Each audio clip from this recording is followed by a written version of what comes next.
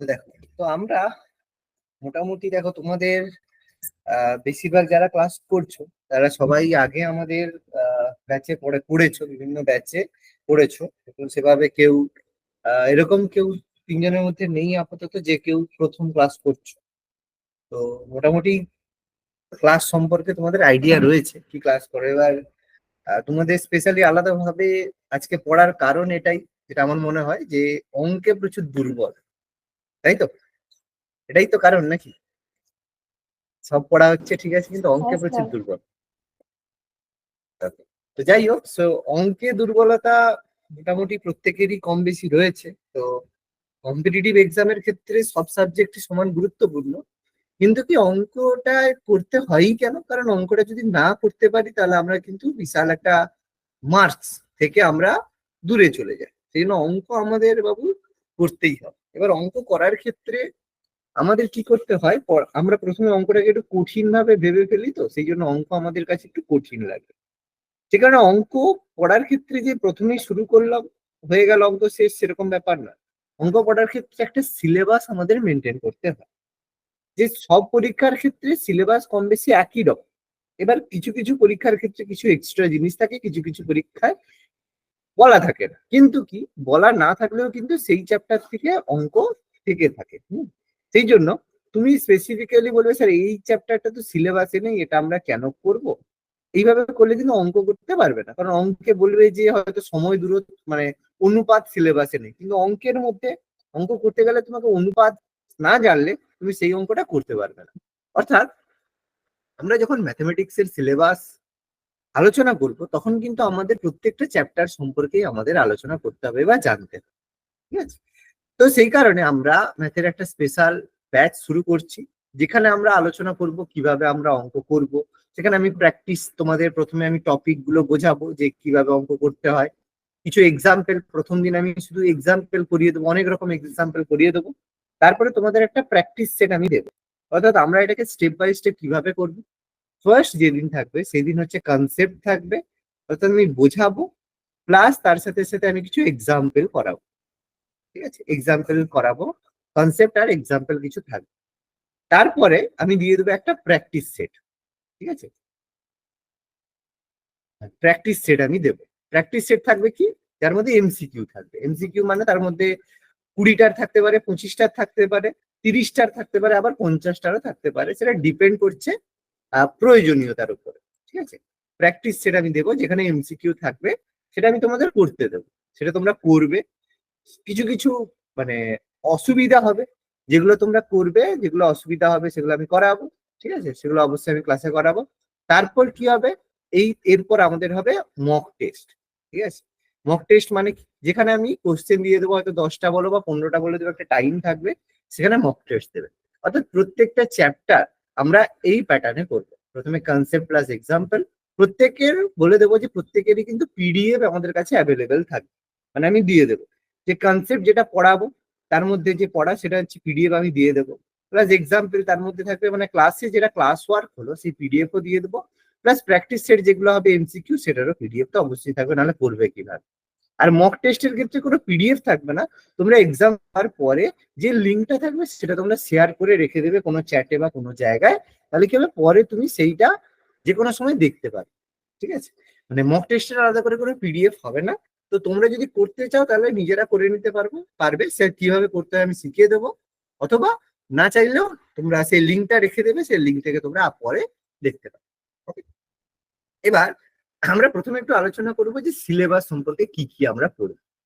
First প্রথমেই আমরা যেটা আলোচনা করব সেটা হচ্ছে গুরুত্বপূর্ণ, সেটা হচ্ছে নাম্বার সিস্টেম। এটা আমি আজকেও শুরু করব, নাম্বার সিস্টেম আমি আজকেও কনসেপ্ট পড়াবার কিছু এক্সাম্পল করাবো। প্রথমেই নাম্বার সিস্টেম মানে যেটাকে আমরা বাংলায় বলবো সংখ্যা তত্ত্ব। ঠিক আছে, সংখ্যা তত্ত্ব বা সংখ্যা তত্ত্বই বলি। মানে এর মধ্যে আমরা বিভিন্ন নাম্বার সম্পর্কে আলোচনা করব, সংখ্যা কিভাবে আমরা একক ইউনিট ডিজিট থেকে শুরু করে এইসব জিনিস থেকে শুরু করে বিভাজ্যতা থেকে শুরু করে সবকিছু আমরা এই নাম্বার সিস্টেমের মধ্যে আলোচনা করব। এটা যে কোনো ম্যাথমেটিক্স শেখার ক্ষেত্রে এটা প্রথম চ্যাপ্টার, যেটা আমাদের গুরুত্বপূর্ণ, কারণ এই চ্যাপ্টারটা উইক থাকলে পরের যে কোনো চ্যাপ্টারে তোমার মানে সমস্যা তৈরি হবে। ঠিক আছে, তারপরে আমরা আলোচনা করব এইচসিএফ আর এলসিএম। মানে যেটাকে আমরা বলি গসাগু আর লসাগু বা লসাগু গসাগু, যাই বলবে কোনো অসুবিধা নেই। ঠিক আছে, প্রথমে আমাদের হচ্ছে এইচসিএফ হচ্ছে লসাগু, এইচসিএফ হচ্ছে গসাগু, হাইয়েস্ট কমন ফ্যাক্টর। ঠিক আছে, আর এলসিএম হচ্ছে আমাদের লসাগু, অর্থাৎ গসাগু ও লসাগু। এটা আমরা সেকেন্ড চ্যাপ্টার আলোচনা করব। থার্ড চ্যাপ্টার আমরা আলোচনা করব কি সিম্পলিফিকেশন, মানে সরলীকরণ। ঠিক আছে, সিম্পলিফিকেশন মানে সরলীকরণ। এবার এই সরলীকরণ চ্যাপ্টারের মধ্যে আমরা বহু কিছু জিনিস পড়ব। বহু কিছু জিনিস বলতে কি, এই চ্যাপ্টারটা হবে বেস। বেস মানে আমি বলতে চাইছি এর মধ্যে আমরা সব মানে ম্যাক্সিমাম জিনিস শিখবো ট্রিক্স সম্পর্কে। ট্রিক্স বলতে কি, কিভাবে সহজে আমরা গুণ করতে পারবো, কিভাবে সহজে আমরা বর্গ করতে পারবো, কিভাবে সহজে আমরা বর্গমূল করতে পারবো। অর্থাৎ এই চ্যাপ্টারটা টোটালি আমাদের থাকবে কার উপরে, ট্রিক্স এর উপরে। এবার এই ট্রিক্স গুলো এই চ্যাপ্টারের নয়, এটা তুমি যে কোনো চ্যাপ্টারে ব্যবহার করতে পারো, এনি চ্যাপ্টার যে কোনো, কিন্তু শিখবো আমরা ট্রিক্স আমরা এই সিম্পলিফিকেশন চ্যাপ্টারে, কিভাবে গুণ সহজে করতে পারো এক্সেট্রা, সব রকম থাকবে। ওকে, তারপর এর মধ্যেই বর্গ, বর্গমূল, ঘনমূল, ঘনমূল থেকে শুরু করে সবকিছু আমরা সিম্পলিফিকেশনের মধ্যে আলোচনা করব। তারপরে আমরা আলোচনা করব অ্যাভারেজ সম্পর্কে। অ্যাভারেজ মানে যেটাকে আমরা বলি গড়। ঠিক আছে, গড় চ্যাপ্টারটা গুরুত্বপূর্ণ। ঠিক আছে, গড় চ্যাপ্টারের মধ্যে আমরা আলোচনা করব যে কিভাবে আমরা অ্যারিথমেটিক মিন, এবার এর সাথে সাথে আমি একটু অ্যাডভান্স লেভেলে এখানে পড়িয়ে দেবো, শুধু গড় নয়, এর সাথে সাথে আমাদের যে গড়ের সাথে সাথে বিভিন্ন সিরিজ থাকে। সিরিজ বলতে কি, অ্যারিথমেটিক প্রোগ্রেশন, জিওমেট্রিক প্রোগ্রেশন, যারা এপি জিপি পড়েছো, ঠিক আছে, গড়ের সাথে সাথে আমি এখানে এপি জিপি একসাথেই পড়াবো। ঠিক আছে, এটা আমি আলাদা করে কোনো চ্যাপ্টার বলছি না, এপি জিপিটা জানা দরকার, কারণ এখন অঙ্ক এপি জিপি থেকে দিচ্ছে, সেই কারণে এটা আমাদের খুব দরকার। আচ্ছা, তারপরে আমরা আলোচনা করব বিভিন্ন তোমাদের হচ্ছে সার্চ সম্পর্কে, সার্চ আর ইন্ডিসেস। ঠিক আছে, সার্চ মানে যেটা আমরা কি বলবো, সার্চ মানে সূচক। ঠিক আছে, সূচক ও করণ, মানে এই স্কোয়ার করব এর হচ্ছে উল্টো ব্যাপার, সূচক করণী, এটা আমরা ডিসকাস করব। ঠিক আছে, তারপর আমরা আলোচনা করব আমাদের যে অ্যারিথমেটিকের মধ্যে আমরা ঢুকে যাবো, আর সূচক সরণির সাথে সাথে আমি একটু আলোচনা করব লগারিদম। ঠিক আছে, লগ যেটা হয়, লগারিদম আমি ডিসকাস করে দেবো। খুব বড়ভাবে দরকার নেই, যতটা প্রয়োজন আমি ততটা ডিসকাস করবো। তারপরে আমরা ঢুকে যাবো একদম মানে পার্সেন্টেজ, মানে যেটাকে আমরা বলবো শতকরা। ঠিক আছে, পার্সেন্টেজ হচ্ছে শতকরা। আর অবশ্যই তারপরে কি হবে, শতকরার পরে আমাদের সবচেয়ে ফেমাস সেটা হচ্ছে প্রফিট অ্যান্ড লস, মানে যেটাকে আমরা বলবো লাভ ও ক্ষতি। খুব ফেমাস, লাভ ক্ষতি আমরা পড়েছি, তবে আমাদের অ্যারিথমেটিক চ্যাপ্টারের মধ্যে অন্যতম, এটা আমরা করব। তারপরেই আমাদের শিখে নিতে হবে কি, তারপরে আমাদের শিখে নিতে হবে অনুপাত। ঠিক আছে? অনুপাত ও সমানুপাত, মানে রেশিও আর প্রপোর্শন যেটা বলা হয়, অনুপাত সমানুপাত আমরা আলোচনা করব। ঠিক আছে, তারপর আমরা হচ্ছে সময় ও কার্য আলোচনা করব। সময় ও কার্য, এই সময় কার্যর মধ্যেই আমরা ডিসকাস করব কি, নল চৌবাচ্চা। ঠিক আছে, নল ওর চৌবাচ্চার অঙ্ক ভীষণ ইম্পর্টেন্ট, প্রচুর নল চৌবাচ্চা থেকে অঙ্ক থাকে, সময় কার্য নল চৌবাচ্চা একসাথেই থাকে। তারপরে আমরা আলোচনা করব সময় ও দূরত্ব, হাইটে সময় দূরত্ব, তার মধ্যে আমাদের নৌকার বেগ থাকবে, তারপরে আমাদের ট্রেনের বেগ, ট্রেনের সমস্যা থাকবে, নৌকার সমস্যা, ট্রেনের অঙ্ক, এগুলো আমাদের থাকবে, কোনো সমস্যা নেই। ঠিক আছে, সময় আর দূরত্ব। তারপরে আমরা আলোচনা করব সরল ও জটিল সুদ, চক্রবৃদ্ধি সুদ, সিম্পল আর হচ্ছে কম্পাউন্ড ইন্টারেস্ট, এটা আমরা সরল আর জটিল সুদ আলোচনা করব, চক্রবৃদ্ধি সুদ আলোচনা করব। আচ্ছা, তারপরে আমরা আলোচনা করব মিশ্রণ ও অংশীদারি কারবার। অংশীদারি কারবার যেটা হয়, মিক্সচার অ্যালিগেশন প্লাস ওই অংশীদারি কারবার, মানে একসাথে এই শেয়ার করলো, এই ব্যাপার সেই ব্যাপার যেগুলো রয়েছে, অংশীদারি কারবার। তারপর আমরা একদম পরিমিতিতে চলে যাব, যেটা হচ্ছে মেনসুরেশন আমরা বলি, পরিমিতি। পরিমিতির মধ্যে আমরা বিভিন্ন যে এগুলো রয়েছে তার ক্ষেত্রফল সংক্রান্ত সমস্যা, তারপরে আয়তন সংক্রান্ত সমস্যা যেগুলো থাকবে, অর্থাৎ এগুলো কোন কোন জিনিসের উপরে হবে? প্রথমত আমাদের বৃত্ত থাকবে, তারপর আমাদের হচ্ছে ত্রিভুজ থাকবে, তারপর আমাদের হচ্ছে আয়তক্ষেত্র, বর্গক্ষেত্র, ট্রাপিজিয়াম, সামন্তরিক, রম্বস। ঠিক আছে?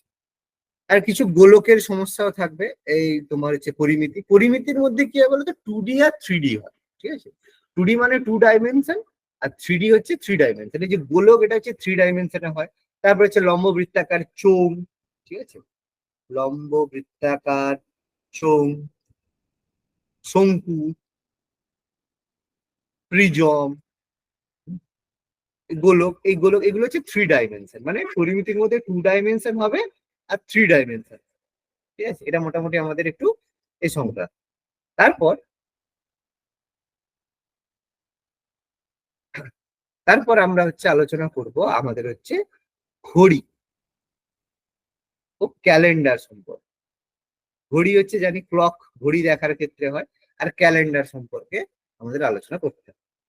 তারপর আমরা আলোচনা করবো একদম ত্রিকোণমিতিতে চলে যাব। ত্রিকোণমিতির মধ্যে ত্রিকোণমিতি ও তার সাথে আমাদের হচ্ছে উচ্চতা দূরত্ব, হাইট এন্ড ডিস্টেন্সের যে অঙ্কগুলো থাকে, উচ্চতা দূরত্বের হাইট এন্ড ডিস্টেন্সের অঙ্ক। তারপরে হচ্ছে আমরা আলোচনা করব প্রবাবিলিটি। ঠিক আছে, সম্ভাবনা তত্ত্ব, সম্ভাবনা যেটা হচ্ছে প্রবাবিলিটি। আচ্ছা, এর মাঝখানে কোনো একটা সময়ে তোমরা হচ্ছে, যে কোনো সময় একটা ধরো, আহ বলতে ভুলে গেলাম, ধরো হচ্ছে তোমাদের কোন জায়গায় শুরু করি, না, সার্টস এন্ড ইন্ডিসেস এর পরে আমি এই জায়গাতে তোমাদের হচ্ছে বীজগণিতটা করিয়ে দেবো। ঠিক আছে, এই জায়গায় আমরা বীজগণিতটা করবো, এটা অ্যালজেব্রা। কারণ পাটিগণিত শুরু করার আগে আমাদের বীজগণিত করে নিলে ফর্মুলা গুলো আমরা কাজে লাগাতে পারবো। মানে এটা বেসিক্যালি 6 নাম্বার করতে পারো, তারপরে বাকি গুলো। ঠিক আছে, আর লাস্ট একদম আমরা যদি এটাকে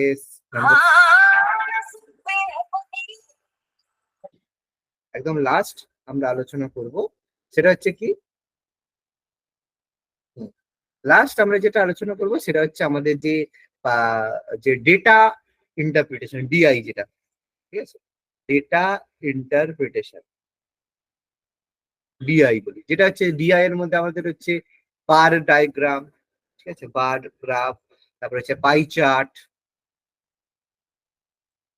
এই যে জিনিসগুলো, কলম ডায়াগ্রাম, এইগুলো আমরা আলোচনা করব। বলো, কারো কোনো সিলেবাস সম্পর্কে বুঝতে বা কোনো প্রশ্ন থাকলে বলো।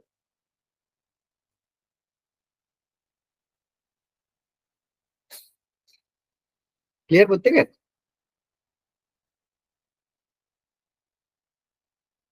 হ্যাঁ স্যার। হুম, স্যার। কারো কোনো প্রশ্ন আছে, কোনো বলার আছে, কিছু বলতে পারো, কোনো সমস্যা নেই, বলো। আচ্ছা, এর মধ্যে আহ, কোন চ্যাপ্টারটা তোমরা একদমই জানো না, যে স্যার এই চ্যাপ্টারটা কোনোদিনই করিনি বা এই চ্যাপ্টারটা সম্পর্কে কখনোই শুনিনি, এরকম কোনো চ্যাপ্টার আছে?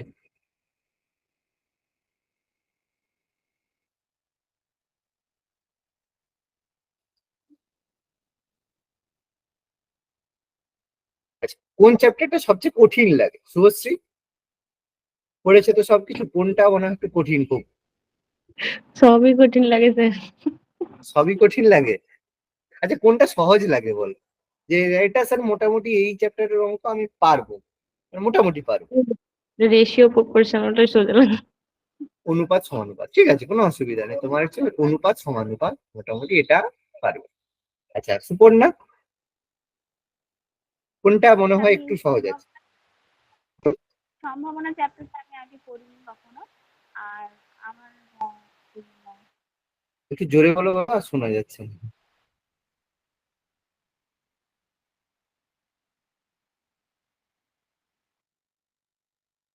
আচ্ছা মৌমিতা। নাম্বার আচ্ছা, সিস্টেমটা আর হ্যাঁ, সিম্পলিফিকেশনটা একটু একই ছিল। আর অনুপাত সমানুপাতে কিছু প্র্যাকটিস ছিল, তবে কঠিনই লাগে। আচ্ছা, মোটামুটি মানে অনুপাত সমানুপাত চ্যাপ্টারটা প্রত্যেকের একটু মনে হচ্ছে একটু সহজ, যে হ্যাঁ এটা পারা যাবে। ওকে, ঠিক আছে, তাহলে এক কাজ করা যায়, আমরা নাম্বার সিস্টেমটা প্রথমে করবো, কারণ এটা আমাদের আগে করতে হবে। তারপরে সেরকম হলে আমরা অনুপাত সমানুপাতটা করে নিচ্ছি, ঠিক আছে। তারপরে না হয় আমরা লসাগু গসাগুতে যাবো, কোনো সমস্যা নেই। কারণ যেটা আমরা আগে জানি সেটাকে প্রথমে একবার করে নিলেই অসুবিধা নেই। তাহলে প্রথমে আমরা সংখ্যা তত্ত্বটা করে নিই, তারপরে আমরা অনুপাত সমানুপাত চ্যাপ্টারটা করে নেব, তারপরে আমরা এইচসিএফ এলসিএফ এ কোনো সমস্যা হবে না, ঠিক আছে। অসুবিধা কিছু নেই, অনুপাত সমানুপাতটা আগে করে নেব। যেহেতু তোমাদের মোটামুটি একটু সহজ আছে। আচ্ছা মৌমিতা, তোমার কোন চ্যাপ্টারটা একটু সহজ লাগে বলো?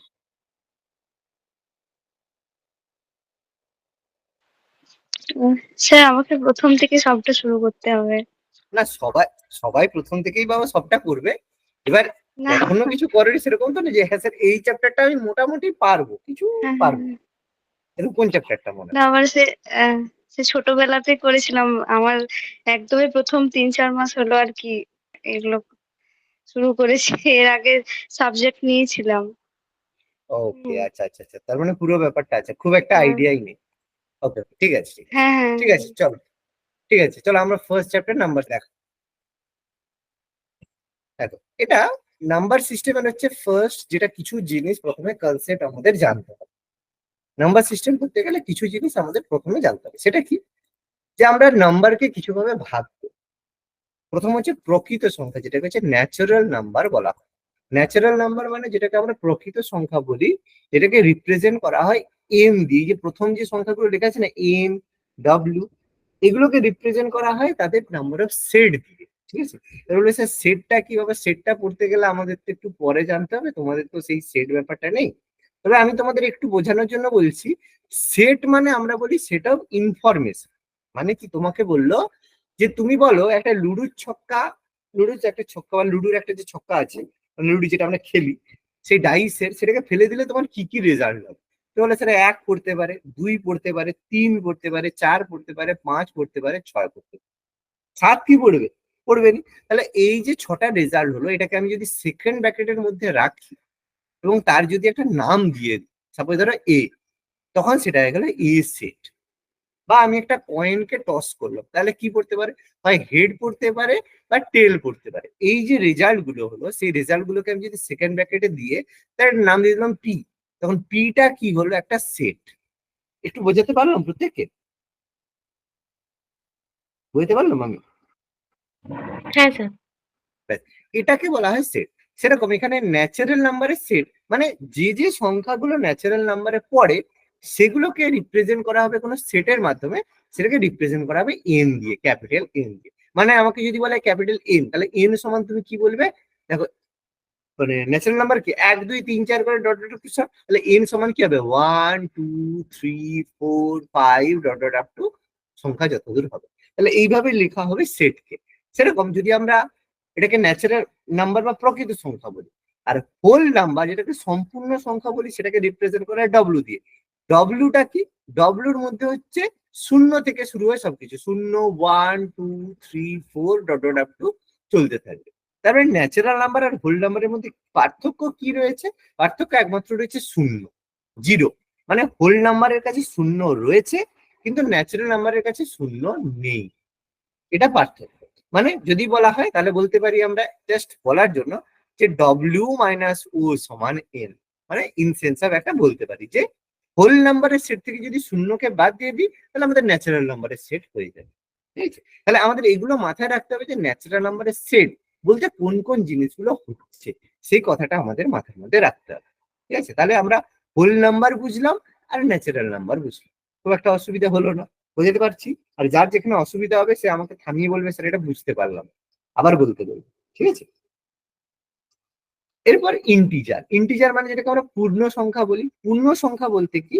যেগুলো গণনা যোগ্য সংখ্যা, যেমন শূন্য এবং ঋণাত্মক গণনার যোগ্য সংখ্যাকে পূর্ণ সংখ্যা বলা হয়। যেমন -3, -2, -1, 0, 1 2 3 সবকিছু যেগুলো পূর্ণ সংখ্যা, মানে 3 পূর্ণ 1 2 নয়, মানে 3.5 নয়, ঠিক আছে। বা 5 পূর্ণ 6 7 নয়, এরা নয়। পূর্ণ সংখ্যা হবে, কিন্তু সেটা পজিটিভ বা ধনাত্মকও হতে পারে বা ঋণাত্মকও হতে পারে, ঠিক আছে। যেমন যদি ধনাত্মক হয় তাহলে ধনাত্মক পূর্ণ সংখ্যা, আর যদি ঋণাত্মক হয় ঋণাত্মক পূর্ণ সংখ্যা। আর অঋণাত্মক পূর্ণ সংখ্যা মানে তার মধ্যে শূন্য ইনক্লুডেড হয়ে যাবে। তাহলে অঋণাত্মক পূর্ণ সংখ্যাকে আমি আর কি বলতে পারি? ডব্লিউ বলতে পারি। দেখো, বলতে পারি তো। হ্যাঁ স্যার। হ্যাঁ। আর ধনাত্মক পূর্ণ সংখ্যাকে আমরা কি বলতে পারি বলো তাহলে? এন বলতে পারি। এন বলতে পারি। তাহলে বুঝতে পারছি আমরা এগুলোকে ব্যবহার করতে পারি। যদি বলে ধনাত্মক সংখ্যা বা মানে কি বলে integer, positive integer is called, dash দিয়ে দিল, দিয়ে বললো ন্যাচারাল নাম্বার, হোল নাম্বার, ঠিক আছে, বা আরো কিছু ইমাজিনারি নাম্বার হয়, দরকার নেই, বললো এরকম দিল ন্যাচারাল নাম্বার বা হোল নাম্বার। তাহলে আমরা সিম্পলি বলে দেবো যে পজিটিভ ইন্টিজার যেগুলো হবে সেটা মানে ন্যাচারাল নাম্বার, আর যেটা হোল নাম্বার হবে সেটা হচ্ছে অঋণাত্মক পূর্ণ সংখ্যা, সেটা আমরা হোল নাম্বার বলে দেবো। ওকে।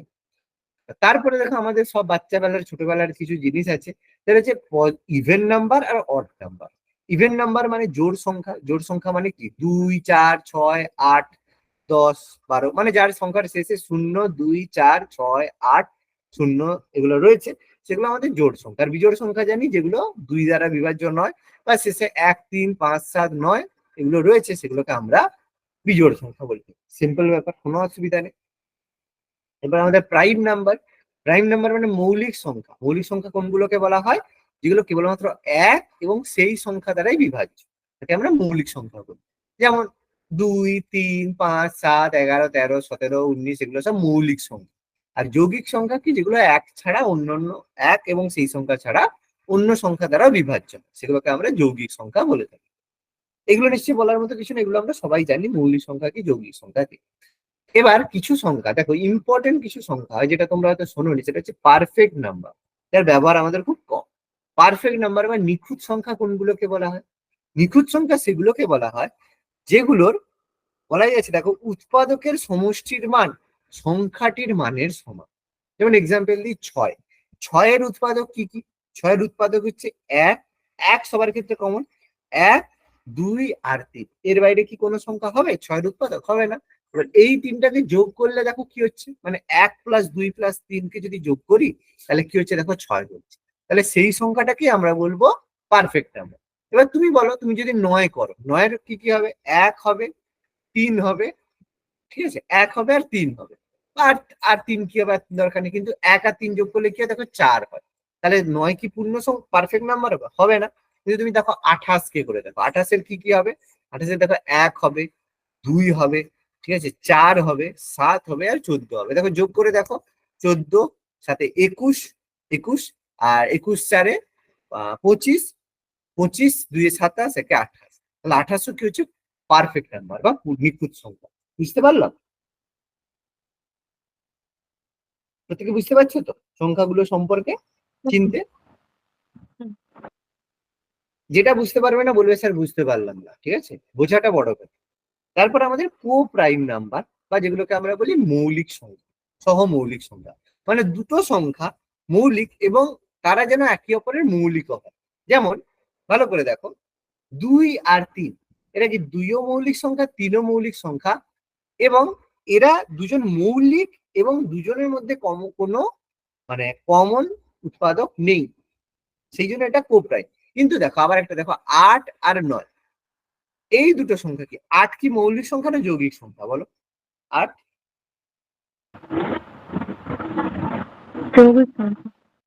যৌগিক সংখ্যা, 9ও যৌগিক সংখ্যা, কিন্তু 8 আর 9 মিলিত ভাবে কিন্তু মৌলিক সংখ্যা। কেন? কারণ 8 আর 9-এর মধ্যে কিন্তু কমন এরকম কিছু নেই যে 8 দ্বারাও বিভাজ্য হচ্ছে, 9 দ্বারাও বিভাজ্য হচ্ছে। কিন্তু তোমাকে যদি বলা হয় 9 আর 15, সেটা কি কো প্রাইম হবে? মানে সহমৌলিক সংখ্যা হবে 9 আর 15? না স্যার, ওটা তো 3 আর 5 দুটো দিয়ে যাবে। একদম, কারণ 9-এর মধ্যে 3 আছে আর 15-এর মধ্যেও 3 আছে, তাহলে এরা হবে না। কিন্তু 8 আর 9-এর মধ্যে, 8-এর মধ্যে কি আছে? 2, 4 আছে, আর 9-এর মধ্যে কি আছে? 3 আছে, কোনো কমন নেই, সেই জন্য এরা কো প্রাইম। মানে কো প্রাইম মানে কখনো এরকম ব্যাপার নয় যে দুটো সংখ্যাকে মৌলিক হতে হবে, ঠিক আছে। কো প্রাইম মানে এটাই যে সংখ্যা দুটো যৌগিক হতে পারে, কিন্তু দুটো সংখ্যার মধ্যে যেন কোনো সমান মানে যদি যেন কোনো সাধারণ উৎপাদক না থাকে, তাদেরকে আমরা কো প্রাইম বলি। ওকে। আর টুইন প্রাইম কখন বলছি? টুইন প্রাইম আমরা বলছি যখন যদি দুটি মৌলিক সংখ্যার বিয়োগফল 2 হয়, তাদেরকে আমরা টুইন প্রাইম বলি। মানে 3 5 বিয়োগ করলে দেখো 2 হয়, 5 7 বিয়োগ করলে দেখো 2 হয়, 11 13 বিয়োগ করলে দেখো এ হয়। তাহলে আমাকে একটা এক্সাম্পল বলো তো, যে 23 25 এটা কি টুইন প্রাইম হবে? হ্যাঁ স্যার, 2 তো হচ্ছে। 2 হচ্ছে, কিন্তু বাবা 25 কি প্রাইম নাম্বার? 25 কি প্রাইম? 25 কি মৌলিক সংখ্যা? না না। স্যার। তার মানে 23 25 হবে না। হবে কখন? দুটো সংখ্যাকেই মৌলিক হতে হবে এবং দুজনের মধ্যে ডিফারেন্স 1 হতে হবে। সেরকম 27 29 হবে না, কারণ 27 29 27 প্রাইম নয়, কিন্তু বাবা 29 আর 31 করলে কিন্তু হয়ে যাবে, কারণ দুজনের মৌলিক সংখ্যা আর দুজনের ডিফারেন্স হচ্ছে 2। এবার বোঝা গেল কো প্রাইম আর টুইন প্রাইমের মধ্যে পার্থক্য? ভীষণ গন্ডগোল করে এই দুটো জিনিস। টুইন প্রাইম মানে দুটোকেই মৌলিক সংখ্যা হতে হবে, আর বিয়োগফল 2 থাকতে হবে, তাই তো? একদম, ওই জন্য দেখো লেখা আছে, আমি পিডিএফ দিয়ে দেবো, কোনো সমস্যা নেই, পরে পড়তে পারো, তাতে কোনো সমস্যা নেই। ঠিক আছে, পড়বে, যতবার রিভাইজ করবে দেখবে তত ক্লিয়ার হবে আস্তে আস্তে। বলো, বুঝতে পারলাম? হ্যাঁ স্যার। এবার দেখো রেশনাল নাম্বার বা যেটাকে আমরা মূলদ সংখ্যা বলি, সেগুলোকে কি বলে? মূলদ সংখ্যা কোনগুলো? মূলদ সংখ্যা হচ্ছে যে সংখ্যাগুলোকে আমরা পি বাই কিউ আকারে প্রকাশ করতে পারি, মানে যে ছোটবেলা থেকে পড়ে আসছে। পি বাই কিউ ব্যাপারটা হচ্ছে পি আর কিউ হচ্ছে পূর্ণ সংখ্যা, কিন্তু কিউ নট ইজিক্যাল টু 0। তাহলে বলে স্যার কিউ যদি 0 হয় কি অসুবিধা আছে? ভাবো, কিউ যদি 0 হয় তাহলে 5/0, 5/0 কি কোনো মানে মান বেরোয়? হয় না, অসংজ্ঞাত হয়। সেখানে নিচের সংখ্যাটাকে বাবা কখনো 0 হওয়া যাবে না। ঠিক আছে, দুটোকে পূর্ণ সংখ্যা হতে হবে এবং নিচেরটা, এবার বলছে পূর্ণ সংখ্যা মানে ধনাত্মক হবে সেরকম ব্যাপার না, ঋণাত্মক হতে পারে। একটু আগে দেখো আমরা পূর্ণ সংখ্যা পড়েছি, এই যে দেখো ইন্টিজার পড়েছি, ইন্টিজারের মধ্যে মানে পূর্ণ হবে, পজিটিভও হবে নেগেটিভও হবে, কোনো অসুবিধা নেই, কিন্তু তারা যেন কোনো ফ্র্যাকশন না হয়। মানে তুমি এরকম বলতে পারবে যে 5/2/3 মানেই হয়ে যাচ্ছে 5/6, কিন্তু উপরের যে সংখ্যাটা সেটাকে আমরা কোনো ফ্র্যাকশনে লিখতে পারবো না। মানে পি এর মান তোমাকে ধরতে হবে 5 বা -7 বা 0 ধরতে পারো, পি কে তুমি 0 ধরতে পারো, কিন্তু কিউ কে তুমি 0 ধরতে পারবে না। সেই সংখ্যাকে আমরা বলবো মূলত সংখ্যা। ওকে, একইও নিতে পারো 5/5, এটাও মূলত সংখ্যা, কোনো অসুবিধা নেই। 5/5 মানে 1 হলো, বা তুমি নিলে 15/3, এটাও মূলত সংখ্যা মানে 5, এটাও মূলত সংখ্যা, কোনো অসুবিধা নেই। ওকে, অমূলত সংখ্যা কোনগুলো? যেগুলোকে দশমিকে প্রকাশ করা হলে সেগুলো অসমাপ্ত বা অপুনরাবৃত্ত রূপ গঠন করে, যেমন √2। √2 ভ্যালু কি? 1.414, কিন্তু 414 এ তো এর নয়, 414141414141 ডট ডট চলতেই থাকে। বা √3 ভ্যালু 1.732, আরো কিন্তু এরপরে ভ্যালু আছে। বা পাই এর ভ্যালু 22 সাথে ভাগ করে দেখো, মিলবেই না, 3.1 চলতেই থাকবে। ঠিক আছে, শেষ হবে না, dot dot dot dot value চলতেই থাকবে। সেগুলোকে আমরা বলবো ইররেশনাল নাম্বার, মানে যার ভ্যালু কখনো শেষ হয় না। ওকে, এবার কিছু গুরুত্বপূর্ণ বিষয়, যে সমস্ত প্রকৃত সংখ্যাই কিন্তু সম্পূর্ণ সংখ্যা। রিয়েল নাম্বার মানেই কি হবে?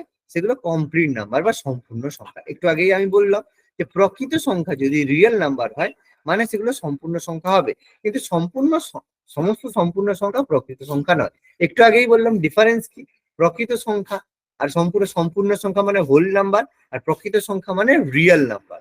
দুজনের মধ্যে কি পার্থক্য? 0। 0 একটা সম্পূর্ণ সংখ্যা কিন্তু প্রকৃত সংখ্যা নয়। প্রথমেই বললাম ডব্লিউ আর এন এর মধ্যে ডিফারেন্স এটাই, ডব্লিউর মধ্যে 0 আর এন একসাথে থাকতে পারে, 0 আর ন্যাচারাল নাম্বার, কোনো অসুবিধা নেই। এবার এখানে কয়েকটা কথা আছে যেগুলো আমরা নিজেরা জানি, আলাদা করে বলার মতো কিছু নেই। যে জোড় সংখ্যার সঙ্গে জোড় সংখ্যা যদি যোগ করি তাহলে সেটা জোড় সংখ্যা। 2 + 4 যোগ করলে দেখো 6ই। বিজোড় সংখ্যার সঙ্গে বিজোড় সংখ্যা যোগ করলে জোড় সংখ্যা। তুমি যে কোনো বিজোড় সংখ্যা নাও, 5 7 দেখো 12 হবে। এরকম কখনোই হবে না যে দুটো বিজোড় সংখ্যার যোগফল জোড় সংখ্যা হবে। ঠিক আছে, এবার একটা জোড় সংখ্যার একটা বিজোড় সংখ্যা যোগ করলে সবসময় বিজোড় সংখ্যাই হবে। 5 আর ধরো হচ্ছে তোমার 6 যোগ করে দেখো 11 হবে। কখনোই পাবে না যে জোড় বিজোড় যোগ করলে জোড় হচ্ছে, একটা জোড় সংখ্যা থেকে জোড় সংখ্যা বিয়োগ করলে জোড় হয়। 6 বিয়োগ 4 দেখো 2 হবেই হবে। এরকম কোনো দুটো জোড় সংখ্যা নেই বিয়োগ করলে জোড় হবে না, বিজোড় হবে। বিজোড় থেকে বিজোড় বিয়োগ করলে দেখো জোড় হয়। 17 মাইনাস 11 বিয়োগ করে দেখো 6। জোড় সংখ্যা থেকে বিজোড় সংখ্যা বিয়োগ করো, দেখো বিজোড় হবে। জোড় মানে 12 থেকে বিজোড় সংখ্যা সবাই ধরো 9 বিয়োগ করে দেখো 3, বিজোড়ই হবে। ঠিক আছে, প্রত্যেকটার এক্সাম্পল আছে, করার মতো কিছু নেই, কয়েকটা জিনিস লাগে, কয়েকটা জিনিস আমাদের মাথায় রাখতে হবে। এবার এমসিকিউ এর মধ্যে থাকে ক্ষুদ্রতম মৌলিক সংখ্যা কি হচ্ছে 2। 2 কিন্তু দেখো 2 কিন্তু মৌলিক সংখ্যা, ভালো করে মনে রাখবে 2 মৌলিক সংখ্যা কিন্তু জোড় সংখ্যা। আর পৃথিবীতে আর কোনো মৌলিক সংখ্যা এরকম নেই যে জোড় আর মৌলিক, একমাত্র জোড় মৌলিক হচ্ছে 2। এরপরে তুমি কোনো মৌলিক জোড় সংখ্যা বলো, সবে ধরো 4, 6, 8, এরা প্রত্যেকে কিন্তু আর মৌলিক নেই, এরা সব যৌগিক হয়ে গেছে। তাহলে একমাত্র 2 হচ্ছে যে জোড় এবং মৌলিক, আর একমাত্র বিজোড় মৌলিক সংখ্যা হচ্ছে 3। আর একমাত্র বলা ভুল, প্রথম বিজোড় মৌলিক হচ্ছে 3। এরপরেও হতে পারে বিজোড় মৌলিক সংখ্যা সবাই ধরো 11। 11 কি মৌলিক সংখ্যা কিন্তু বিজোড় সংখ্যা, একাধিক আছে, কিন্তু প্রথম যদি বলা সেটা হচ্ছে 3। আর এক মনে রাখবে, এক কিন্তু যোগ মানে মৌলিকও নয় যৌগিকও নয়, এককে বলা হয় অনন্য সংখ্যা। এক কিন্তু মৌলিকও নয় যৌগিকও নয়, এটা কিন্তু খুব মনে রাখবে। আর সবচেয়ে ক্ষুদ্রতম যৌগিক সংখ্যা 4, আর ক্ষুদ্রতম বিজোড় যৌগিক সংখ্যা 9। এগুলো আমাদের এমসিকিউ এর মধ্যে কাজে লাগতে পারে। ওকে, বলো পুরো যে আমি টপিক বোঝালাম কোনো অসুবিধা আছে না ক্লিয়ার? Hello sir. বলো বলো বলো। স্যার বলছি ওই মূলদ সংখ্যা অমূলদ সংখ্যাটা একটু আরেকবার বুঝিয়ে দেন। ওকে, হ্যাঁ, মূলদ সংখ্যা হচ্ছে যে সংখ্যাকে আমরা পি বাই কিউ আকারে প্রকাশ করতে পারি। পি বাই কিউ মানে কি, দুটো সংখ্যা দিয়ে ভাগ করা, মানে একটা অনুপাত। আমরা ওই যে বললাম সাপোজ ধরো 5-7, এবার 5-7 মধ্যে 5-7 বড় ছোট যাক, অথবা ধরো 7-6। আমি দুটোই এক্সাম্পল দিচ্ছি। এখানে কি হচ্ছে, এই যে উপরে যেটা আছে সেটাকে আমরা মনে মনে পি ভাবে, নিচে যেটাকে কিউ মানে মনে ভাবছি।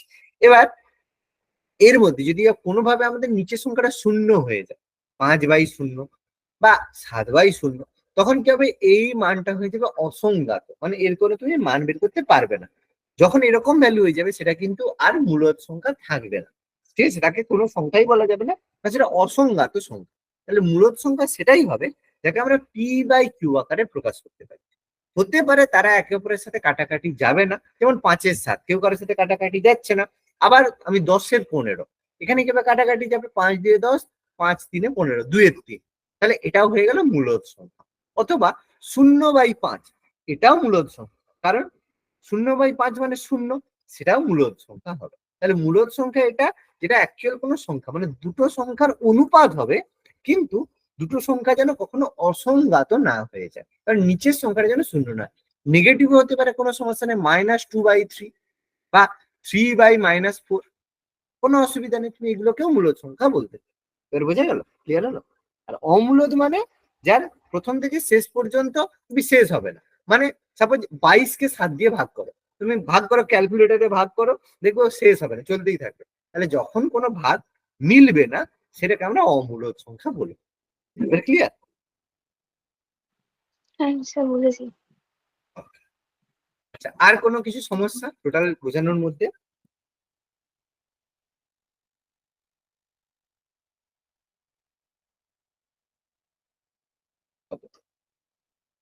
তারপরে আমরা যাচ্ছি, এবার দেখো বীজগণিতের কিছু সূত্র, যেগুলো তোমরা হচ্ছে জানো, পরে কাজে লাগবে। কিছু মুখস্থ আছে, কিছু মনে নেই, এগুলো মনে রাখবে, এখন কাজে লাগবে না, পরে কাজে লাগবে। এখানে আমি দিয়ে দিচ্ছি। a plus b whole square, a square plus 2ab plus b square, a plus b, আবার 2 into a square plus b square, a plus b whole square plus a minus b whole square, a plus b whole cube, a minus b whole square, a plus b whole square, a minus b whole cube, a square plus b square, a cube plus b cube, a cube minus B cube, a plus b plus c whole square. এই যে formula, এগুলো just formula, এগুলো পরে আমরা কাজে লাগাবো। এখন তোমরা জাস্ট জানো, বেশিরভাগই কিছু কিছু জিনিস জানো, কিছু কিছু জিনিস ভুলে গেছো, কিন্তু বাবা সূত্র বাবা মনে রাখতে হবে, নাহলে পরে অঙ্ক করতে পারবো। বীজগণিত আমরা পরে করবো, কিন্তু কিছু কিছু জায়গায় আমরা যখন এই ট্রিক শিখবো, সেই সব জায়গায় এগুলো ছোটখাটো জায়গায় কাজে লাগে, বা ক্যালকুলেশনের সময় কাজে লাগে। যেমন তোমাদের একটা এক্সাম্পল, সবাই তোমাকে বললাম যে তুমি করো তো 97 স্কোয়ার মাইনাস 93 তোমরা কি করবে? তোমাকে বললে এর মান বের করতে, তোমরা দুটোকে গুণ করবে, 97 স্কোয়ার গুণ করে বের করবে, আর 92 স্কোয়ারও গুণ করে বের করবে, দিয়ে সেটাকে বিয়োগ করবে। দেখো সময় লাগবে। তুমি কি করবে? সিম্পল, দেখো দেখতে পাচ্ছি a square minus b square. তাহলে a square minus b square এর ফর্মুলা কি? a plus b into a minus b. তাহলে a প্লাস বি মানে দেখো এই দুটোকে যোগ করে দিবে, 97 আর 92 কে যোগ করে দিবে। যোগ করলে কত হবে? 7 2 9, 9 2 18, 189। আর a মাইনাস বি কত? মানে 5, 97 বিয়োগ 5। তাহলে তুমি কি করবে? কষ্ট করে 189 কে 5 দিয়ে গুণ করবে। 9 5 45 এর 5 হাতে রয়েছে 4, 8 5 40, 44 এর 4 হাতে রয়েছে 4, 5 4 9। দেখো 9 4 5। এবার তুমি দেখো 97 স্কোয়ার বের করো, 99 স্কোয়ার বের করো, দিয়ে বিয়োগ করো, দেখো উত্তর এটাই হবে। কি বললাম, বোঝা গেল? মানে এইরকম ক্যালকুলেশনের ক্ষেত্রে কাজে লাগে, বুঝতে পারছো? বহু জায়গাতে এরকম ক্যালকুলেশন আসবে যেগুলো তোমরা ক্যালকুলেশন না করে শুধুমাত্র ফর্মুলা দিয়ে আমাদের অঙ্ক। যেমন তোমাকে বললো এরকম একটা কথা, হলো 2 square plus 3 square minus 6 bye bye হচ্ছে বললো 5 স্কোয়ার মাইনাস 10 প্লাস 2 স্কোয়ার, বললো এর মান বের করো। এবার আমি এখানে ছোট করে দিলাম, এই সংখ্যা দেখো আরো বড় বড় দিল তোমাকে। তুমি কি করবে? বলবে স্যার 2 স্কোয়ার মানে 4, আর 3 স্কোয়ার মানে 9, বিয়োগ করবে। দেখো আমি আরো, দেখো এটা দেখতে পাচ্ছি a square plus b square minus 2ab, ঠিক আছে? আর 2 না, আর একটু বাড়াতে হবে, 3 6 দিয়ে 12, এটাকে 12 করতে হবে, তোমাকে পটিয়েই দেবে 12, ঠিক আছে? আর এটা হচ্ছে 10 থেকে 20, এটা 20, ঠিক আছে? তাহলে এটা আমরা দেখতে পাচ্ছি a মাইনাস বি এর হোল স্কোয়ার মানে 3 মাইনাস 2 এর হোল স্কোয়ার, আর এটাকে আমরা লিখতে পারি 5 মাইনাস 2 এর হোল স্কোয়ার। 3 মাইনাস 2 মানে 1, আর 5 মাইনাস 2 মানে 3, মানে হয়ে যাবে 1 এবার তুমি করেও দেখতে পারো, উত্তর দেখো এরকম আসবে। তার মানে এইরকম অঙ্কগুলো আসবে যেখানে তোমার এই ফর্মুলা গুলোকে তোমাকে দেখে কাজ করতে হবে। তোমাকে বলে দেবে না যে এই ফর্মুলা লাগাও, তোমাকে এই ফর্মুলা গুলোকে মানে চোখের সামনে রেখে অঙ্কগুলো করতে হবে। ওকে, এবার দেখো বিভাজ্যতা নিয়ে। বিভাজ্যতা সিম্পল ব্যাপার। বিভাজ্যতা কি কি? যে কোনো একটা সংখ্যা 2 দ্বারা বিভাজ্য কখন হয়? যদি সংখ্যার শেষে 0 2 4 6 8 থাকে, 2 দ্বারা বিভাজ্য হয়। মানে সোজা কথায় সংখ্যাগুলো যদি জোড় সংখ্যা হয় তাহলে সেগুলো 2 দ্বারা বিভাজ্য। সিধিবাদ নবাক্য। এবার 3 দ্বারা বিভাজ্য কি হয়? সংখ্যাগুলোর অঙ্কগুলোকে যদি আমরা যোগ করি, সেটা যদি 3 দ্বারা বিভাজ্য তাহলে সেটা 3 দ্বারা। যেমন 6 9 5 4 2 1 যোগ করলে মানে 6 plus 9 plus 5 plus 4 plus 2 plus 1 যোগ করলে কত হবে? 27 হবে। এবার 27 কে গিয়ে 3 দ্বারা বিভাজ্য, তাহলে যেহেতু এদের যোগফল 3 দ্বারা বিভাজ্য, তাহলে সংখ্যাটাও 3 দ্বারা বিভাজ্য হবে। এবার এই যে পরের সংখ্যাটা যোগ করে দেখো যোগফল 35 হয়েছে, 35 3 দ্বারা বিভাজ্য নয়, তাহলে এই পুরো সংখ্যাটাও 3 দ্বারা বিভাজ্য নয়। এগুলো বিভাজ্যতার নিয়ম। এবার যেরকম 3 দ্বারা বিভাজ্যতার নিয়ম, 9 দ্বারা বিভাজ্যতার নিয়ম সেম। এই যে যোগফল হলো, যোগফলটা যদি 9 দ্বারা বিভাজ্য হয়, যোগ করলাম এই একই সংখ্যা, এই সংখ্যাটা যোগ করে 27 হলো। 27 9 দ্বারা বিভাজ্য, 9 3 27, তাহলে সংখ্যাটা 9 দ্বারা বিভাজ্য। যোগ করে দেখলাম হলো 29, 9 দ্বারা বিভাজ্য নয়, তারপরে পুরো সংখ্যাটাও 9 দ্বারা বিভাজ্য নয়। আর 4 দ্বারা বিভাজ্য কি হয়? যে সংখ্যাটা যদি শেষ দুটো অঙ্ক, এই যে শেষ দুটো অঙ্ক যদি 4 দ্বারা বিভাজ্য হয়, অথবা শেষ দুটো অঙ্ক যদি শূন্য, যদি শেষ দুটি অঙ্ক শূন্য, দুটো শূন্য হয়। মানে তোমাকে বললে একটা সংখ্যা, এই যে 6 8 7 9 3, তুমি পুরো সংখ্যাটাকে 4 দিয়ে না ভাগ করে শেষের সংখ্যাটা কত? 76 76, এটা কি 4 দ্বারা বিভাজ্য? ভাগ করে দেখলে হ্যাঁ 76 4 দ্বারা বিভাজ্য, তার মানে পুরো সংখ্যাটাই 4 দ্বারা বিভাজ্য হবে। তুমি দেখলে এই সংখ্যাটা শেষ সংখ্যা কত? 38, 4 দ্বারা বিভাজ্য নয়, তাহলে 4 দ্বারা যেহেতু বিভাজ্য 38 নয়, তাহলে সংখ্যাটাও 4 দ্বারা বিভাজ্য নয়। এবার যদি শেষ দুটো সংখ্যা শূন্য, বললো 500, 500 4 দ্বারা বিভাজ্য? হ্যাঁ, কারণ শেষ দুটো সংখ্যা শূন্য আছে। বললো 7 2 9 8 3 0 0, শেষ দুটো সংখ্যা শূন্য আছে, ব্যাস 4 দ্বারা বিভাজ্য, কোনো আমাদের সমস্যা নেই। বুঝতে পারছি? বলো 2 3 9 7 9 4, এই চারটা বুঝতে কোনো অসুবিধে নেই? এবার 8 দ্বারা বিভাজ্য। 8 দ্বারা বিভাজ্য কি? কোনো শেষ সংখ্যার শেষ 3টে অঙ্ক যদি 8 দ্বারা বিভাজ্য হয়, বা শেষ তিনটি অঙ্ক যদি শূন্য, শেষ তিনটি অঙ্ক যদি শূন্য শূন্য শূন্য হয়,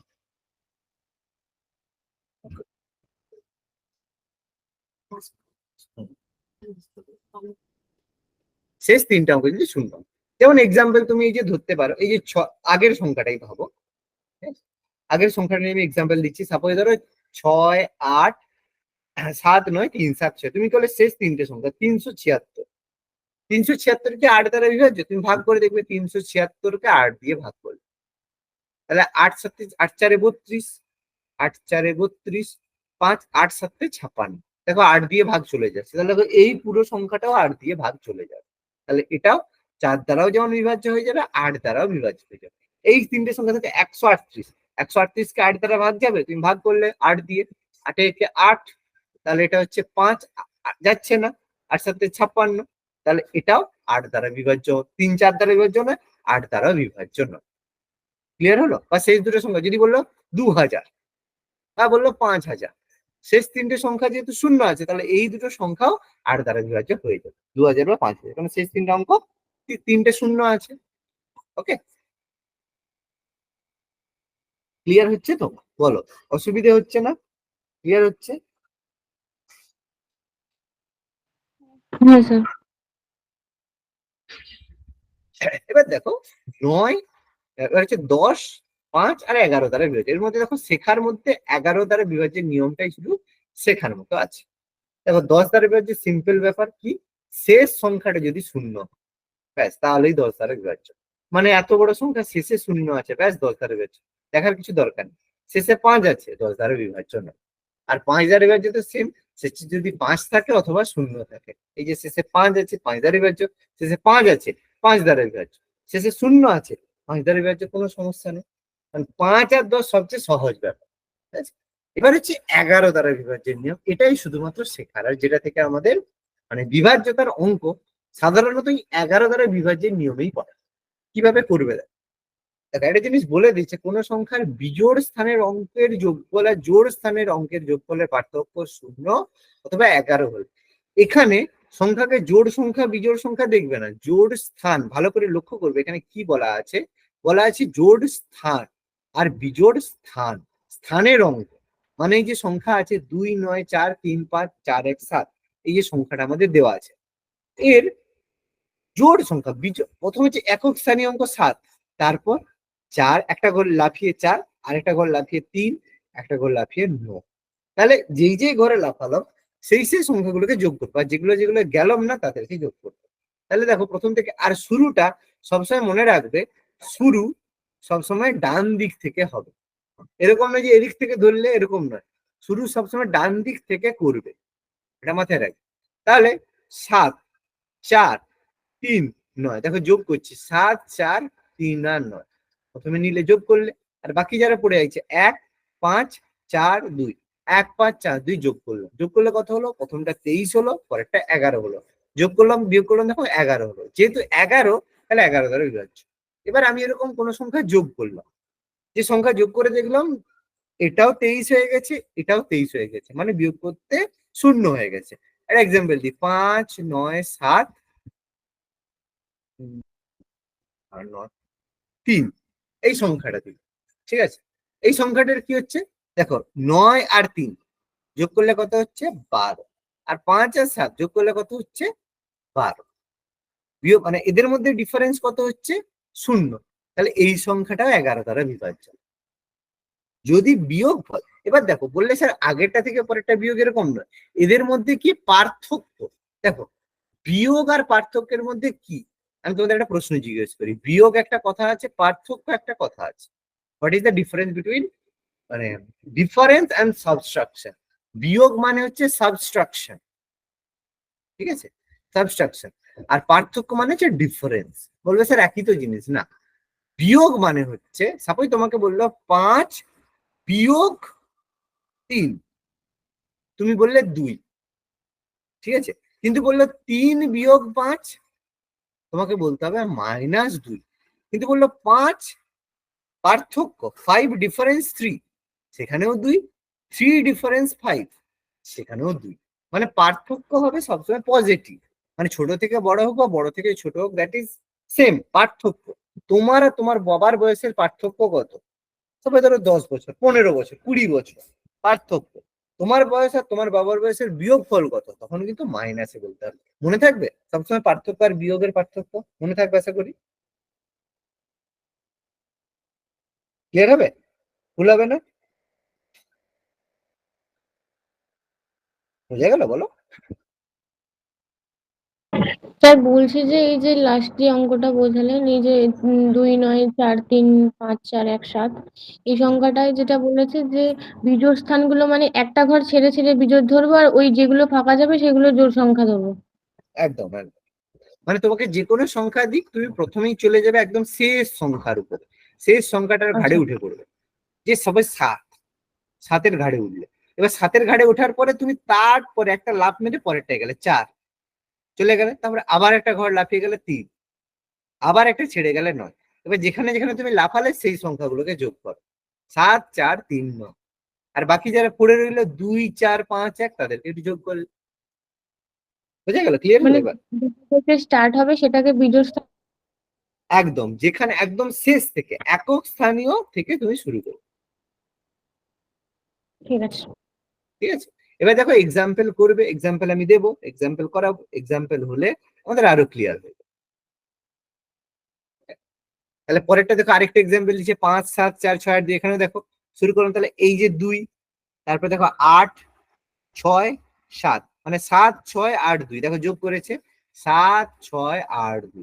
বাকি পড়ে আছে কি 2, 3, 4, 5, 2, 3, 4, 5 দেখো যোগ করেছে। যোগফল কত হচ্ছে 23 প্রথমটা, আর 14 বিয়োগ করেছে 9। তাহলে 9 যেহেতু 11 দ্বারা বিভাজ্য নয়, সংখ্যাটাও 11 দ্বারা বিভাজ্য নয়।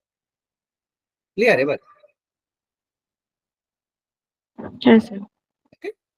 আর 25 দ্বারা বিভাজ্য, দেখো সেম ব্যাপার। কি 25 দ্বারা বিভাজ্য মানে শেষ দুটো সংখ্যা যদি শূন্য হয়, ঠিক আছে, তাহলে সেটা 25। যেমন 4 দ্বারা বিভাজ্যের নিয়ম আর 25 দ্বারা বিভাজ্য একই ব্যাপার। শেষ দুটো সংখ্যা যদি 25 দ্বারা শূন্য শূন্য হয়, তাহলে অথবা সংখ্যাটা যদি 25 দ্বারা বিভাজ্য, শেষ দুটো সংখ্যা যদি 25 দ্বারা বিভাজ্য হয়, বা শেষ দুটো সংখ্যা যদি 25 দ্বারা বিভাজ্য হয়। মানে দেখো 6, 3, 8, 7, 5, তুমি কি করলে শেষ দুটো সংখ্যা 75, 25 দিয়ে যাচ্ছে, 25, 3, 75, ব্যাস পুরো সংখ্যাটাই 25 দিয়ে চলে যাবে। শেষ দুটো সংখ্যা 45, 25 দিয়ে যাচ্ছে না, তাহলে পুরো সংখ্যাটা যাবে না। শেষ দুটো সংখ্যা বলো 3, 0, 0, ভাগ করে দেখো, এটা 25 দিয়ে যাবে, কোনো সমস্যা নেই। ভাগ করো 25, 25 একে 25, আর 50, 25 দিয়ে 50 হয়ে যাবে যাবে। বা শেষ দুটো সংখ্যা 25 দিয়ে হলেও হবে। আর 7 আর 13 এটা করার কোনো দরকার নেই, কারণ এই পদ্ধতিতে মানে ঠিক আছে, এর পদ্ধতি ঠিক আছে, কিন্তু এই পদ্ধতিতে তুমি যদি করতে যাও, তার থেকে তোমার আগে তোমার এমনি ভাগ করলে তোমার আগে হয়ে যাবে। এটা 7 আর 13 এটা করার প্রয়োজন নেই। ঠিক আছে, এটা করার প্রয়োজন নেই। কারণ এই পদ্ধতিতে তুমি যতক্ষণে ডিভিজিবিলিটি চেক করবে, তার আগে তোমার ভাগ হয়ে যাবে। ঠিক আছে, এটা করার দরকার। আর 16 দ্বারা বিভাজ্য মানে সিম্পল ব্যাপার, শেষ 4টা অঙ্ক যদি 16 দ্বারা বিভাজ্য হয়, তাহলে সংখ্যাও 4 দ্বারা বিভাজ্য। এটা করার কোনো দরকার নেই, কারণ এই দেখো এত বড় সংখ্যা তোমাকে ভাগ করতে দেবে না। শেষ 4টে সংখ্যাকে 16 দ্বারা ভাগ মানে ওই একই ব্যাপার। এই সংখ্যা সাধারণত এতটাই যায়, চেক করলে করবে শেষ 4টাকে 16 দিয়ে ভাগ করো, ব্যাস ওই ব্যাপার, দরকার হয় না। আর বাচ্চাদের ব্যাপার, 6 দ্বারা বিভাজ্য মানে 2 আর 3 দ্বারা যদি বিভাজ্য হয়, কারণ 6 মানে কি, 6 সমান 2 গুণিত 3। তাহলে 6 যদি 2 আর 3 উভয় দিয়ে ভাগ যায়, তাহলে সংখ্যা 6 দ্বারা বিভাজ্য। 12 মানে 3, 4 দিয়ে ভাগ যায়, 3, 4, 12, 3, 5, 15, 2, 9, 18, একই ব্যাপার। যদি এই দুটো দিয়েই যায়, তাহলে এগুলো দ্বারা বিভাজ্য হবে। বুঝতে পারলাম? হ্যাঁ স্যার। ওকে,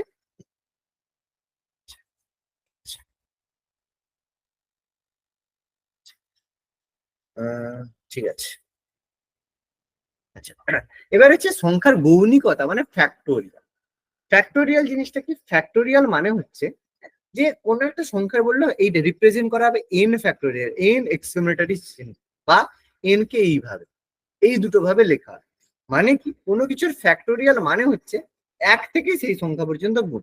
তোমাকে বললো 6 ফ্যাক্টোরিয়াল, 6 ফ্যাক্টোরিয়াল মানে 1 থেকে শুরু করবে, 1, 2, 3, 4, 5 ইন্টু 6, ব্যাস 6 ফ্যাক্টোরিয়াল হয়ে গেল। বললো 4 ফ্যাক্টোরিয়াল মানে 1 গুণিত 2 গুণিত 3 গুণিত 4, ব্যাস গল্প শেষ। কিন্তু মনে রাখবে শূন্য ফ্যাক্টোরিয়াল বলে কিন্তু কোনো কথা হয় না, ঠিক আছে? কিন্তু শূন্য ফ্যাক্টোরিয়াল বলে কথা হয় না, কিন্তু আমরা ধরে নিই যে শূন্য ফ্যাক্টোরিয়াল মানে 1, কিন্তু এটা কিন্তু কোনো এক্সিস্ট করে না। শূন্য ফ্যাক্টোরিয়াল বলে কোনো কিছু হয় না। শূন্য ফ্যাক্টোরিয়াল মানে হচ্ছে 1 থেকে গুণ করে 0 পর্যন্ত যাওয়া, কোনোদিন পসিবল নয়। সেই জন্য এটা এক্সিস্ট করে না, কিন্তু এটাকে আমরা ধরে নিই 1 বলে, কারণ 1 তার উপর তো কোনো এফেক্ট করে না। That is called factorial. Okay, এটাকে বলে ফ্যাক্টোরিয়াল। কোনো জায়গায় যদি ব্যবহার করা হয় ফ্যাক্টোরিয়াল মানে 1 থেকে শুরু করে সেই সংখ্যা পর্যন্ত। মডিউলাস, সংখ্যার মডিউলাস মানে কি? মডিউলাস মানে হচ্ছে আমাদের যে কোনো সংখ্যাই দিক, তার যদি আমরা মড করে দিই, মডিউলাস করে দিই, সে সঙ্গে সঙ্গে পজিটিভ হয়ে যাবে। কোনো জায়গায় বললো 5 এর মড ভ্যালু বা মডিউলাস ভ্যালু কত হবে? বলবে 5। -5 এর মডিউলাস ভ্যালু কত হবে? মডিউলাস ভ্যালু কত হবে? সেটা হবে 5। মানে 5, এই চিহ্নটাকে বলে মড, এটা মানেও 5। -5 কে মড দিয়ে দিলে মানে মেনলি তোমার এখন দুদিক থেকে চেপে দেবে, তোমার সাইন যাই হোক পজিটিভ মানে পজিটিভ থাকবে, নেগেটিভ কেও পজিটিভ বানিয়ে দেবে। মানে এই কথাটাই লেখা আছে mod 5 মানে 5, mod 4 মানেও 5, আর mod 1 মানেও 1। ঠিক আছে? এবার এই যে ব্যাপারটা আছে, এটা অন্য জিনিস, এটা পরে যদি আমাদের যদি অঙ্ক থাকে তখন কিছু মানে কন্ডিশন থাকতে পারে, তোমাদের এগুলো নেই, এগুলো হচ্ছে কন্টিনিউটি বা সন্ততার মধ্যে পড়ে, এটা দরকার হবে না, ঠিক আছে? কিন্তু আমি যেটা বললাম শুধু এইটুকু বুঝলেই হবে যে mod 5 মানে 5, mod -5 মানে 5, এটুকু বুঝলেই। ওকে, আর একটা গুণের সহজ পদ্ধতি আছে, এগুলো দেখো কিভাবে পরে, এগুলো পরে আস্তে আস্তে আমি সিম্পলিফিকেশনে শেখাবো। যে সাপোজ কোনো সংখ্যা বললো 9 দিয়ে গুণ করা, ঠিক আছে? কি করবে? সিম্পলি 1 বাড়িয়ে, মানে তোমাকে গুণ করতে বললো 817 গুণিত 99, তুমি কি করবে? গুণ করবে না, কি করবে? 817 এটাকে 100 -1 করে দেবে। তাহলে 817 কে 100 দিয়ে গুণ করলে 817 0 0, এবার 817 -1 মানে এটাকে বিয়োগ করবে, একটা বিয়োগ করলে উত্তর হয়ে যাবে, তোমাকে 99 দিয়ে আর গুণ করতে হবে না। এই কথাটাই বলেছে আমি, ঠিক আছে? বা কোনো জায়গায় 978 ইন্টু 184 আবার 978 ইন্টু 816 আছে, মানে দুটো জায়গাতেই দেখো 978 আছে, তাহলে কি করবে? এটাকে কমন নিয়ে নেবে, আর বাকি যে দুটো ভদ্রলোক আছে তাদেরকে যোগ করে দেবে, যোগ করলে দেখো উত্তর হয়ে যাবে। সিম্পলি গুণ, আমি গুণ করার বড় পদ্ধতি শিখিয়ে দিচ্ছি। আর তারপরে আমাদের এই যে ভাজ্য সমান ভাজক গুণিত ভাগফল যুক্ত ভাগশেষ, এই যে আমরা জানি, এটা আমরা ছোটবেলা থেকে শিখছি। এই যে ভাগ, এই করে এই যে মাঝে থাকে ভাজ্য, যেটা দিয়ে ভাগ করা হয় ভাজক, এদিকে যেটা থাকে ভাগফল, এটা থেকে আমাদের ভাগশেষ, ঠিক আছে? এদের মধ্যে সম্পর্ক হচ্ছে এটা, তার মধ্যে যে কোনো একটা নোন থাকতে পারে, যে কোনো আননোন থাকতে পারে, কোনো সমস্যা নেই, আমরা সেভাবে অঙ্ক যেগুলো থাকবে করতে পারি। আর কিছু ফর্মুলা আছে, x⁴n - a⁴n এর যে মানে সমস্ত মানের জন্য x - a দ্বারা বিভাজ্য, আর x⁴n - a⁴n x + a দ্বারা বিভাজ্য, আর x⁴n + a⁴n এটা, এটা শুধুমাত্র রাখো, ঠিক আছে? কিপ, এটা কিছু করার দরকার নেই। একটা আধটা অঙ্ক আসবে, আমি যখন এক্সাম্পল করাবো, এক্সারসাইজ করাবো, ঠিক আছে, তখন এরকম দু একটা অঙ্ক থাকবে, আমি প্র্যাকটিস সেট দেবো, তার মধ্যে থাকবে, সেখানে দেখে নিবে কোনো একটা অঙ্ক দিল, সাপোজ ধরো 5 স্কোয়ার, 5 না করে সাপোজ ধরো 45 স্কোয়ার মাইনাস তোমাকে বললো যে হয়তো 23 স্কোয়ার, ঠিক আছে? বললো, এখানে বললো যে হচ্ছে 2 বললো এই সংখ্যাটা 2 কোন মানের জন্য, বললো এই সংখ্যাটা এক্স কোন কি দ্বারা বিভাজ্য হবে, এই সংখ্যাটা বললো কি দ্বারা বিভাজ্য হবে, 45 স্কোয়ার - 23 স্কোয়ার কি দ্বারা বিভাজ্য হবে, কি দ্বারা বিভাজ্য হবে? তুমি সিম্পলি করবে কি দ্বারা বিভাজ্য হবে? এক্স - এ, এক্স মানে 45 এক্স, আর এ মানে হচ্ছে 23, মানে 45 বিয়োগ 23 বিয়োগ করলে 2, আর এটা 2, মানে সংখ্যাটা 22 দ্বারা বিভাজ্য হবে। কি বললাম, বোঝা গেল? একই হতে, তুমি এটা করে দেখো, 45 মাইনাস এটা a স্কোয়ার - b স্কোয়ার করে দেখো, এটা হবে, এগুলো কাজে লাগে। ওকে, আচ্ছা, তোমাদের কাছে একটা প্রশ্ন, আজকে টপিক তো এখানে আমি কমপ্লিট করলাম নাম্বার সিস্টেমে, প্র্যাকটিস সেট আমার কাছে আছে, মানে প্র্যাকটিস সেট নয়, ক্লাস ওয়ার্ক আমার কাছে আছে, কোনো অপশন দেওয়া নেই অঙ্ক করার জন্য, এগুলো আমি ক্লাসে করাবো। আমি কি এই ক্লাসে যেগুলো করাবো সেগুলো কি তোমাদের দিয়ে দেবো, তোমরা আগে বাড়িতে একবার ট্রাই করবে তারপর আমি করাবো? না, এই অঙ্কগুলো তোমাদের দেবো না, তোমরা শুধু আগের পড়াটা করবে। তোমরা যদি বলো স্যার যেগুলো করাবেন সেগুলো দিয়ে দিন, আমরা বাড়িতে ট্রাই করি। যদি না হয় আমি তো করাবোই, অবশ্যই করাবো, না করলেও করাবো।